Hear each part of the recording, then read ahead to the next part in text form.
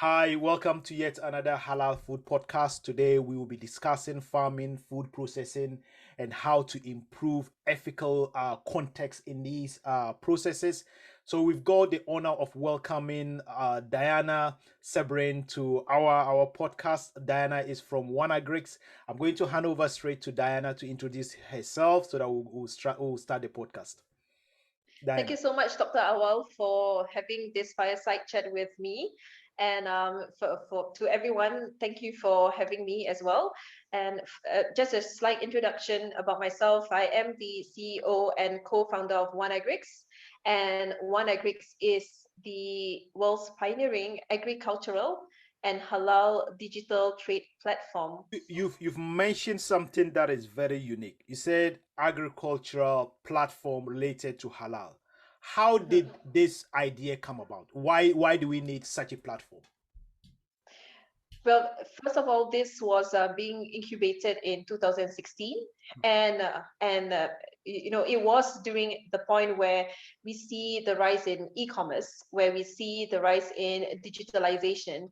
However, the why halal is because first of all, for me, I have an understanding of the halal sector, being a Muslim myself, a Muslim woman, and that's where also we saw that the market is already saturated in other verticals, but halal and other faith-based verticals, not really. And from that as well, as a Muslim, I did see that when it comes to agricultural and halal, it intertwines together. Why? Because agricultural food products, are inherently halal if it's unprocessed. And that's basically the basic understanding that we have, and layman terms here that I'll be explaining. But then, obviously, I do not want to say that halal process is very easy. There is obviously a more complex, which I'm not an expert in, where we can leave it to the halal certifiers and the halal standard bodies to deal with. But again, coming back to why agricultural and halal is because we look at food ingredients, we look at traceability, we look at how can manufacturers get their raw ingredients. Are they contaminated? Do they have slave labor behind that? Because when it comes to halal, it is not just only about whether it's halal certified. You need whether it's halal meat. We need to know in terms of that sustainability context behind it. It's a lifestyle. Halal is a lifestyle. So what are you buying? Are you buying cocoa products? Even though that let's say that packet of chocolate says that it's halal, but then if let's say you trace back and it has been on the backs of slaves or child labor in Africa, then it's not halal. Is it really halal then? So this is the thing that we talk about at OneAgrix, why it was incubated to create that digital trade environment for smallholder farmers. There are 500 million farmers in the world. Many of them are earning less than $1 a day. So again, if we want to represent halal, are these farmers having fair pay? So many of these questions that we do at one that we always put central to our solutions. Yeah, yeah.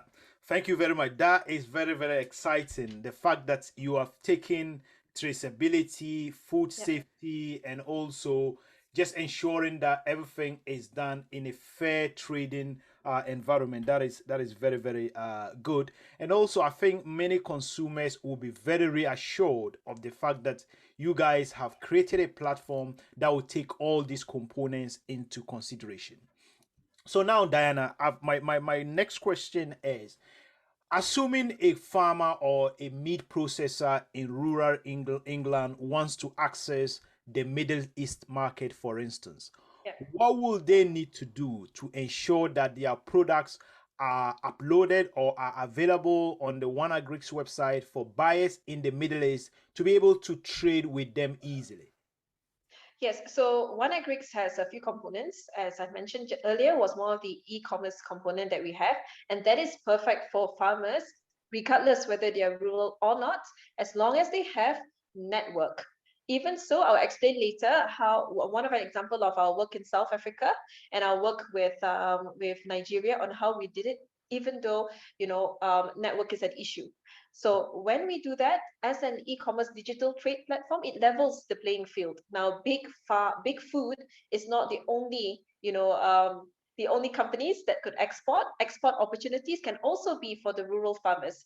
So what we do as a platform is we give visibility, market access to these farmers, and without them having to think, oh no, what am I going to do next? So coming to your question, so what we do is, first, we would encourage the farmers that if they have their own proper network, if they have within their team members, within their group of farmers, digital literacy, they can upload their products on our platform. We do have training programs for these farmers, for those SMEs, in the FMCG sectors as well. So our team will guide them along on how to upload their products on our platform. That's one. How to price their products. Now you realize that pricing products is actually not easy because they do not have data or any way of measuring how the global market trades, how big food companies trade. So for them, it's pretty much relying on platforms like us, relying on data that we say that, okay, hey,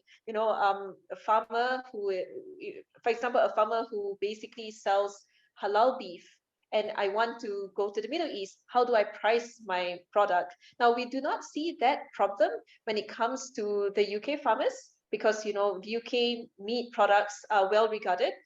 However, with halal, with faith-based, comes the premium component, and comes that component on, okay, how do I price my products in the Middle East? That's where that either the companies themselves can think about it and can measure from other competitors, or we will then say that, okay, this is what we have from the Middle East. From our market research at OneAgrix, buyers are buying these products. And when I say buyers, it would be our network in terms of retailers, in terms of even the small, medium grocers who are specialty stores that sell halal products, including halal meats, or it can also be in the HoReCa sector, where we talk about the hospitality sector. So when they upload their products on our platform, that's where on our side, we will like, okay, say this is the buyers network that we have, and then we will put their products in front. Now, then comes a matter of farmers always feedback to us. Oh, but Diana, what if it's expensive? Certain marketplaces, certain e-commerce platforms charge us quite a fee. Yeah. Of our strategic partnership with International Trade Center, and International Trade Center is a UN and WTO mandate in Geneva. We are obligated, and we have an agreement that for farmers, especially the smallholder farmers in emerging countries, but then smallholder farmers also in countries like the Big Four, we would support them by letting them, have tried the platform for free. And this is at least for 1 year. So for 1 year, when they try out, they can see, okay, so where are my markets? Where are my inquiries coming from? Am I labeling my products well? So they have time to improve. So they're not just paying subscription fees and then 1 year later, 2 years later, what's the benefit? Yeah. So I work with a number of farmers in the UK, and also meat processors, that is abattoirs in the UK.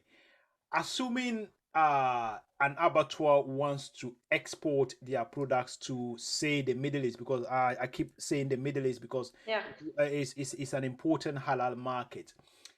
What traceability system is available? Is it just the normal label that is on the product, or do you have an extra layer of assurance to assure the consumer or the buyer that, yes, we are telling you the product was slaughtered in abattoir A in England? Yes, that is actually true. Is it just a label you put on it, or do you have special labels on those products for traceability? Yeah, so this is very interesting because Dr. Awal, there are two components of here, and it gets me excited when we talk about food transparency, right? And especially when you talk about faith-based, very sensitive sector like in halal. And if in fact it's not only halal, for the benefit of viewers who are listening now, who are even in a non-halal sector, it is very important, even in a regulatory perspective, going forward, trading with EU, trading with Middle East, trading with Australia, trading in Asia, where food traceability is critical. So what OneAgrix does is now having the traceability arm at OneAgrix, where you see, you look now, you look at our website, you see an e-commerce component, right? But then actually we do have a food traceability component where we do it on the back end, where we try to build in traceability measures. So one of them is track and trace. And when we talk about traceability, you always talk about two types of provenance: data provenance and scientific provenance. People always think that it's as easy as putting data in a QR code. Now, the thing is, QR code does not ensure that your food will not be contaminated, does not um, assure that it will not be counterfeited. So it'll be quite an interesting, long, complex conversation on this, but I'll just keep it simple at data, scientific. As of now, we are encouraging traceability at the data provenance level, meaning where when you say that you are ISO certified, we will verify it with BSI. We will not just accepting blindly from the suppliers at ISO certification. Then when we verify it with the master owner of that data, let's say BSI, then we know for sure, okay, this supplier checked. And buyers in the marketplace will know that, okay, I'm buying authenticated, real, ISO certified food products, right? Then comes the halal certification bodies, where we are increasingly trying to work together with the halal certification bodies. We want them to basically verify those data with us. We do have a system that we use, which is powered by blockchain. And this blockchain system that we use in partnership with Origin Trail, it is EU back and supported. So it's something which we use in our system. And it's such a pity. I wish I could show you an example here where in an add to cart perspective, you can literally check whether that certificate is genuine or not, because we have done all the verification from the back. So that's the halal cert and some export documents that we need, because it's not as simple as local trade. Even local trade, they would need certain licenses. So this are the one of the traceability layer, and the other one is something which we are pioneering. It's something quite early to say right now and announce, but we would be pioneering a pilot called the Halal Digitalization Pilot any moment now. It was supposed to be done in January. However, COVID and COVID-19 and a lot of restrictions with traveling, and we couldn't do it. And so now we would be doing this where we show true traceability from farm all the way to retail, or some people call it farm to fork, but I can be quite particular about jargon, so it's farm to retail, where we take DNA samples from the meat and then trace it all the way from the farm all the way across shipment into the Middle East. So when we do that, those data from the scientific provenance measures, we will put it on the OneAgrix platform, and those data would be on our B2B e-commerce website.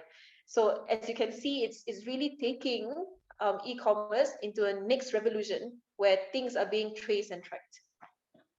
I hope that explains a bit about the vision. Yeah, absolutely, and it's exciting. The job you guys are doing. Now, the next question I've got, or the next point I wanted us to clarify is, as I said, I work very closely with farmers. I've given talks to farmers. Sometimes when I talk to them, they are very keen to tap into the halal market, particularly during the festival. So Eid al-Fitr and Eid al-Adha. Yeah. Particularly around Eid al-Adha, they have the animals they want to sell to Muslim abattoirs so that Muslims can buy such animals for Qurbani or Udhiyah.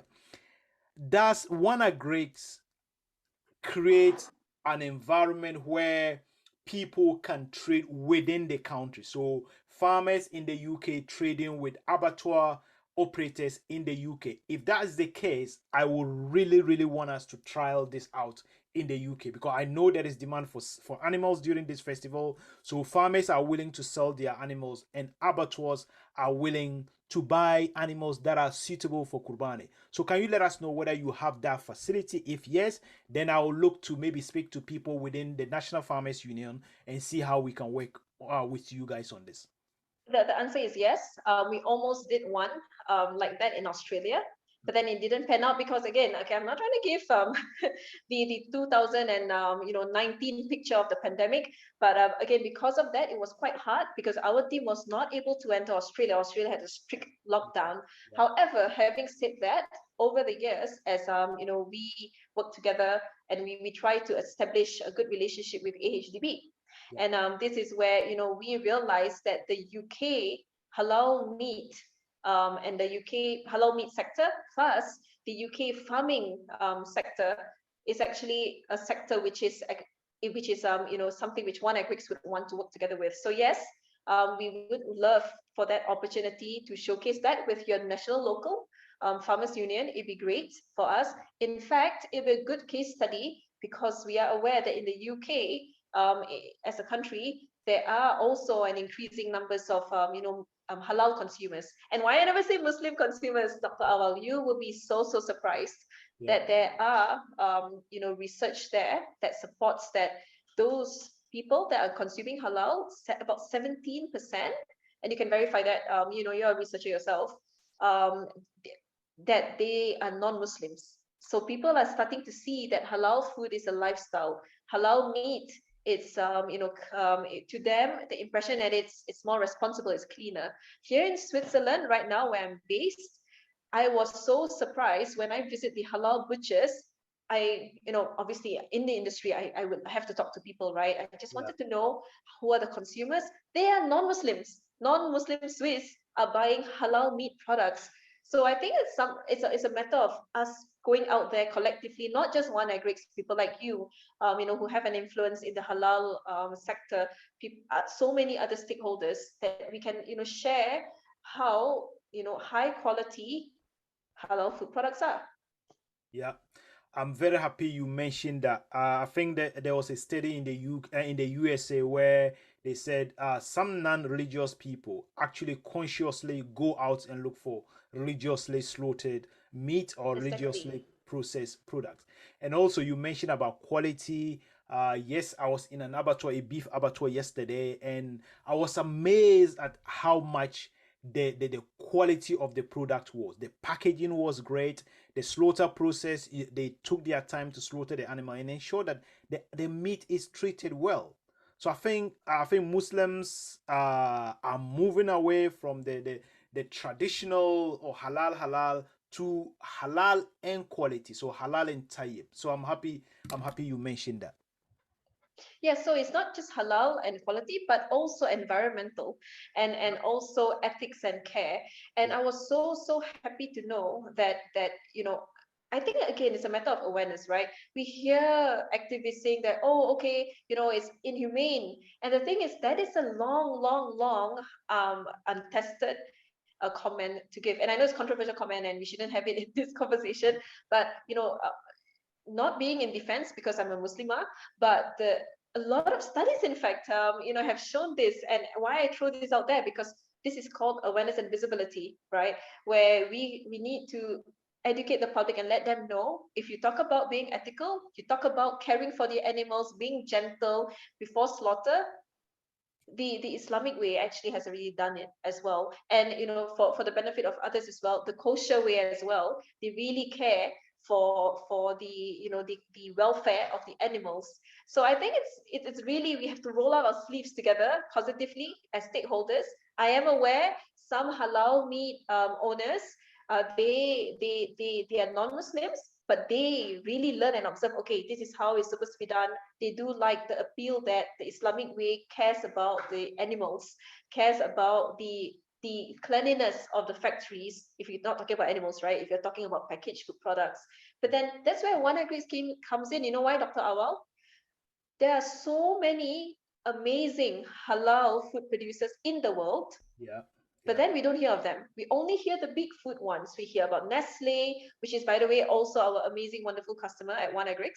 Oh, nice. Nestle Halal Division tested and used OneAgrix as one of their ways of distribution channel to the global market in the West. We are talking about North America.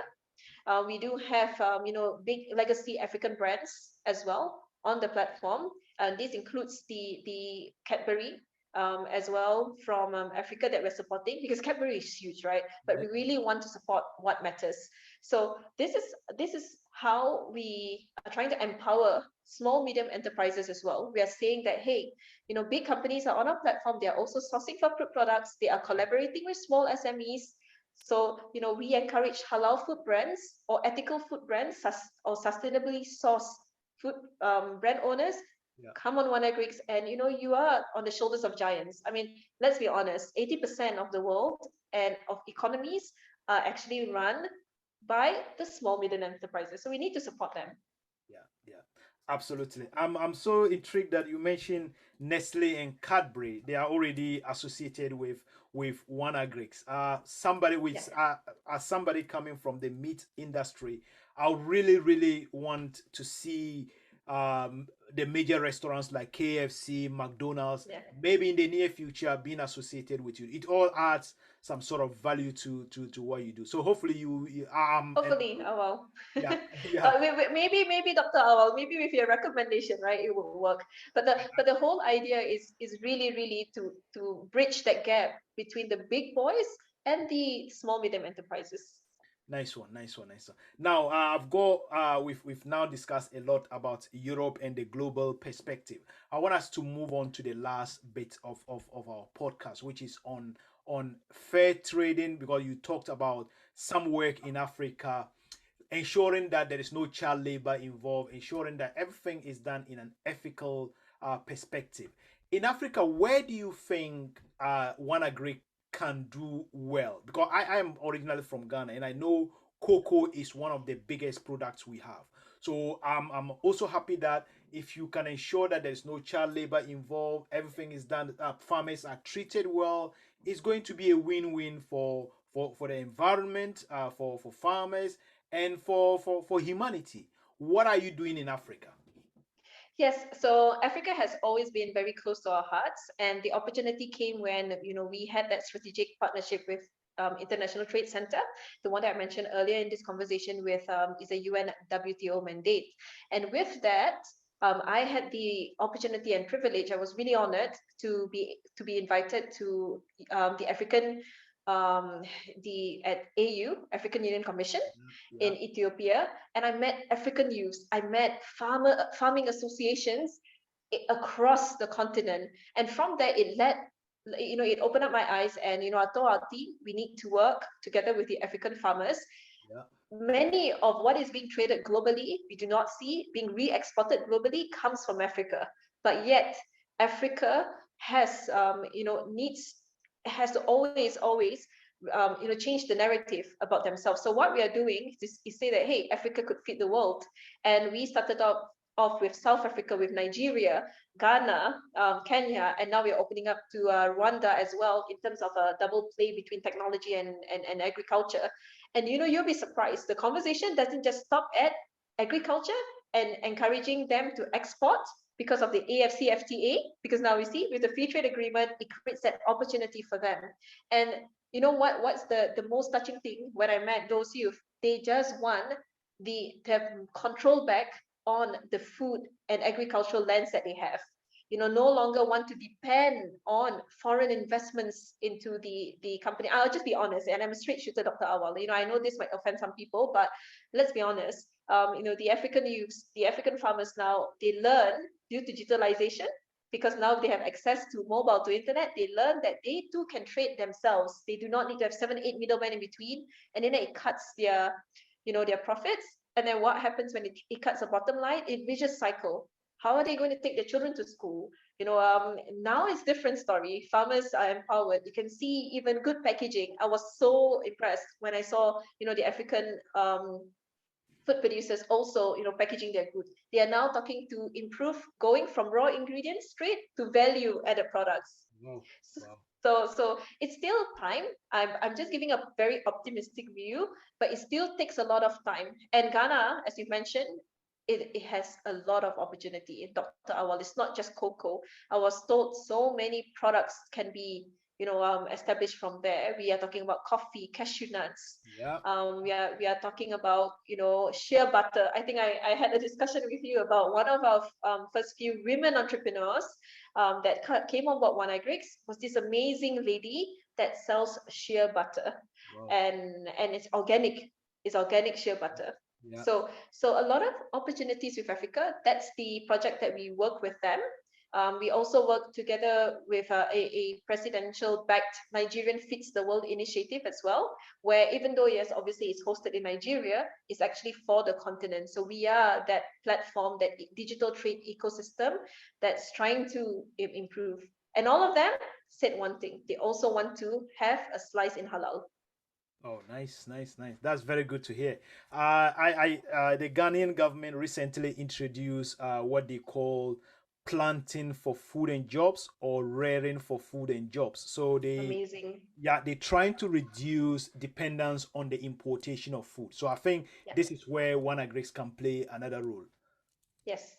Yeah, And where you can encourage exports. And when you encourage exports, you improve on economies. And absolutely. actually, yes, and now, well, Dr. Awal, I know you're so particular about this, but then economic empower Africans. And you can see that, the cycle of, okay, now Nigeria fits the world, yes, but then there's Ghana, there's South Africa, there's Kenya, there's Ethiopia, where there's an opportunity to. Now, with your job, you do know standards is still an issue.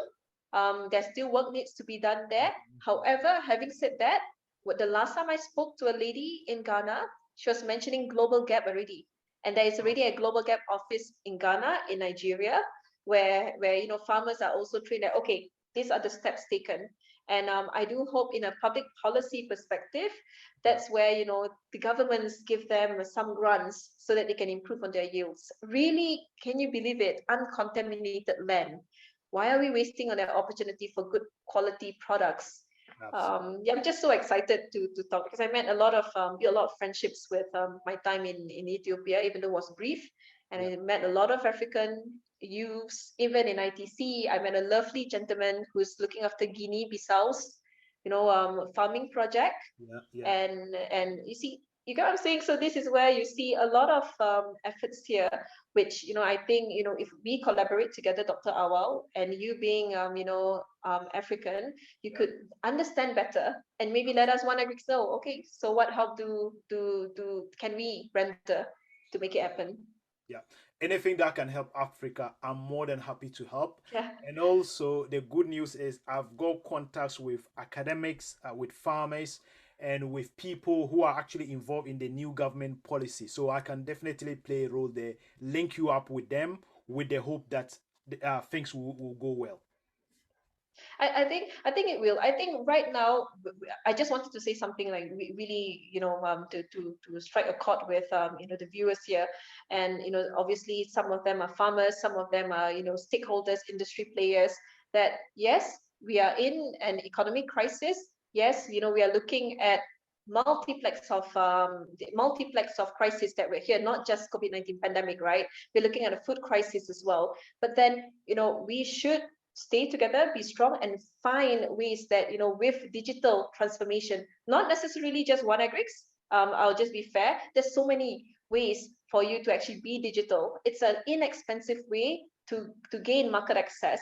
Now, unfortunately, with the strifes that are happening in the world, including the Russian-Ukrainian strife, we see wheat prices, shot up. We see so many commodities, oil prices. Then we look at, when we look around, we're looking at countries saying that, hey, we are being more protectionist. They are not. They are basically banning exports out of the countries. Now, this is where farmers who can now come up and say that, hey, I'm from XYZ countries, I am dealing with XYZ commodities. Small medium enterprises shouldn't be afraid to come out and say that, hey, we also have our products, we can bridge that gap.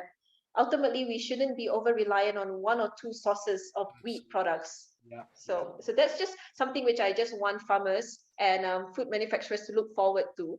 There is a huge market out there, and everyone needs to eat. In any crisis, food is still crucial. Which is that, okay, let's find a way to actually find ways to not occur a loss. I know that's what a lot of business owners are now thinking.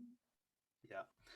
Once again, thank you very much, Diana, for spending time with us today. I may want you back at some point because if Yes. we get questions from farmers and from others in the industry, I may get you back, or maybe we will invite you to some of our stakeholder meetings in the UK so that you could come Yeah. in and have a chat with our stakeholders.